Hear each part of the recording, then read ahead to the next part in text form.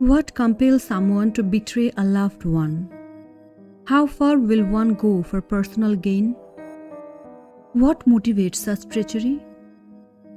In the biblical narrative of Samson and Delilah, found in the book of Judges, chapter 16, Delilah emerges as a quintessential figure of treachery and manipulation. Her actions, marked by cunning and betrayal, are often viewed as instrumental in Samson's capture and eventual downfall. However, often labeled as a bad woman, this characterization oversimplifies the complexities of her character and the situation. Both Samson and Delilah bear responsibility for Samson's downfall. Samson's own sins and weaknesses made him susceptible to betrayal, and Delilah's calculated actions played a direct role in his capture. While Delilah's actions cannot be excused, Samson's own shortcomings play a crucial part in the tragic narrative, making their story a compelling study of human frailty and consequence. Of course, Delilah plays a pivotal role in Samson's downfall through her betrayal. But it's essential to recognize that Samson's own choices and weaknesses also contribute significantly to his fate. His arrogance, impulsiveness, and disregard for the consequences of his actions ultimately lead to his capture and loss of strength. Therefore, Delilah's character cannot be easily categorized as purely bad. Instead, she embodies the complex moral landscape of human actions influenced by cultural, personal, and historical factors. Before discussing the topic, let's explore Delilah's story first. Meanwhile, give us a few seconds to thank everyone who has subscribed, liked, and shared our videos. If you haven't yet, please subscribe to our channel, like the video, and hit the notification bell. Now let's begin. Delilah is introduced as a woman from the valley of Sorek whom Samson loves, though her background and personal motivations are not detailed. Judges 16 verse 4 NIV states, "Sometime later he fell in love with a woman in the valley of Sorek, whose name was Delilah. The Philistine rulers approached Delilah, offering her a substantial bribe, 1,100 silver pieces each, to discover the secret of Samson's strength and how he could be subdued. The Philistines were the enemies of Israel and sought to capture Samson, who had been a significant threat to them. Delilah asks Samson to reveal the secret of his strength multiple times. Each time, Samson deceives her with false explanations. First, he claims he can be subdued if bound with 7 fresh bowstrings that have not been dried, as mentioned in Judges 16 verse 7. Delilah tries this, but Samson easily snaps the bowstrings. Second, in Judges 16 verse 11, he says if he is bound with new ropes that have never been used, he will become weak. Delilah binds him with new ropes, but Samson breaks them as if they were threads. Third, he tells her that if his hair is woven into the fabric on a loom and tightened with a pin, he will lose his strength, as described in Judges 16 verse 13. Delilah does this while he sleeps, but he awakens and pulls out the loom and the pin. Judges 16 verse 15 NIV states, "Then she said to him, 'How can you say, I love you, when you won't confide in me? This is the 3rd time you have made a fool of me and haven't told me the secret of your great strength.'"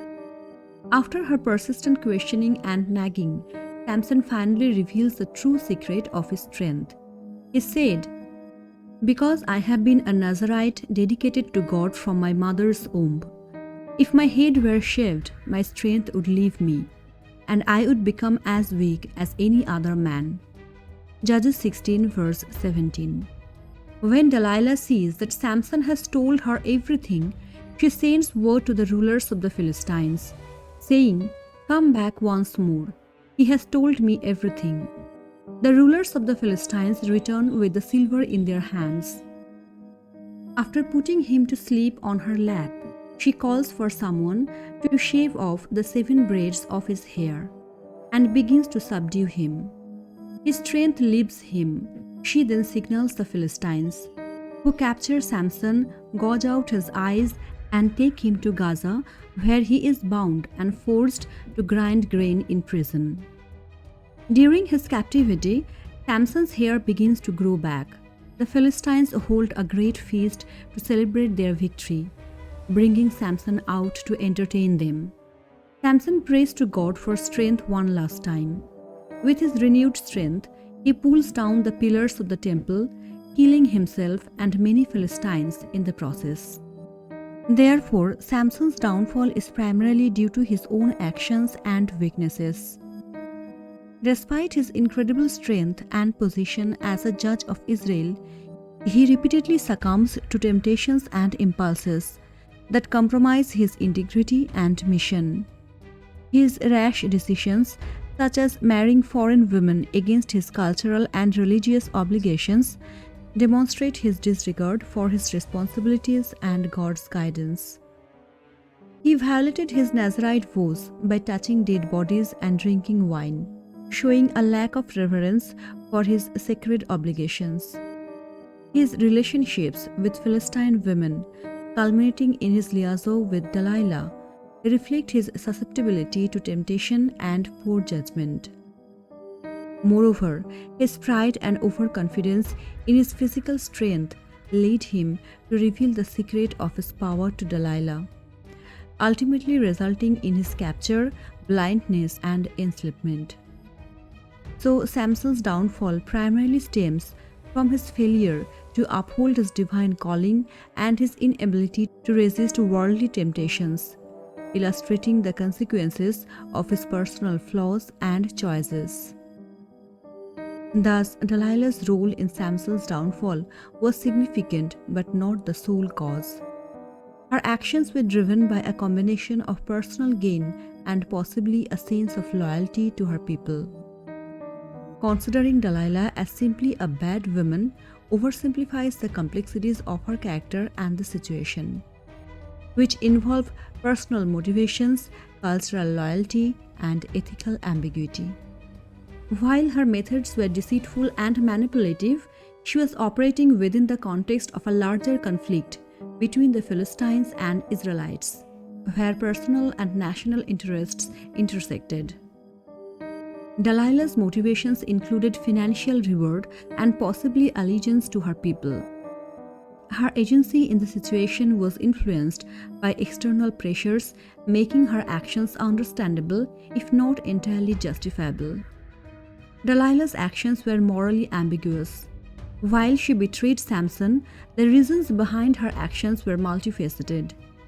In the context of her time and circumstances, her decisions reflect a complicated interplay of personal ambition and cultural loyalty. Thus, Samson's downfall was a result of his personal feelings compounded by Delilah's betrayal. And understanding Delilah's character requires a nuanced approach that considers her motivations and the broader context of the narrative. I would love to hear your thoughts on this. Do you think Samson's downfall was more due to his own personal feelings, or was it primarily because of Delilah's betrayal? And when it comes to Delilah, how do you interpret her motivations and role in the narrative? Share your perspectives in the comments below. Thank you for joining us. Goodbye.